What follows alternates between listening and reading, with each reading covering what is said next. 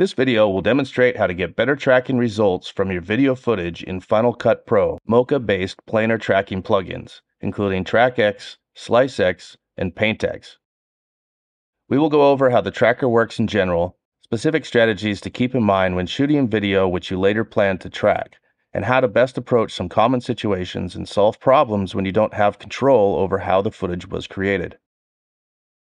Planar tracking is a 2D approach, which does an excellent job of following areas of distinct texture and contrast on more or less flat surfaces within a scene. The tracker can solve for perspective shifts and camera changes within a shot, as long as the surface being tracked mostly maintains its shape.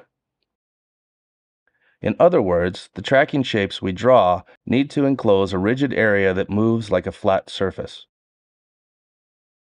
It is possible to track things like the curved door of a car or the front of someone's face, as these areas often behave roughly like flat surfaces as they move within the camera view. Surfaces that change shape throughout the shot, like a flag blowing in the wind or a crumpled blanket being stretched flat, will not function correctly.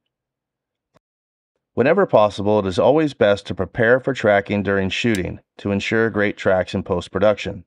This includes paying careful attention to camera settings to minimize motion blur, choosing or treating surfaces to avoid reflections, and paying attention to perspective changes during the shot. In general, try to ensure that the area to be tracked is in focus. Standard shutter speeds are intended to create a pleasing, familiar, cinematic-style motion blur, and as a general rule are set to 50% of the frame rate.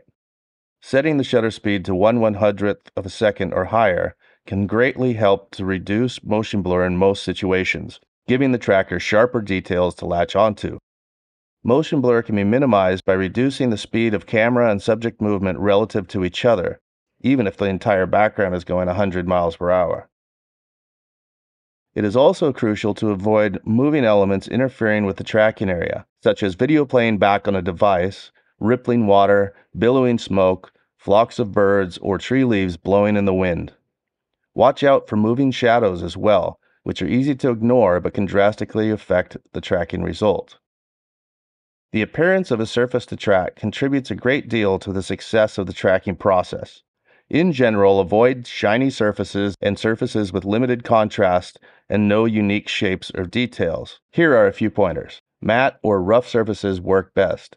Shiny reflective surfaces change drastically as the subject and camera move due to reflections and specular highlights, which are actually reflections of light sources such as the sky, lamps, or studio lights.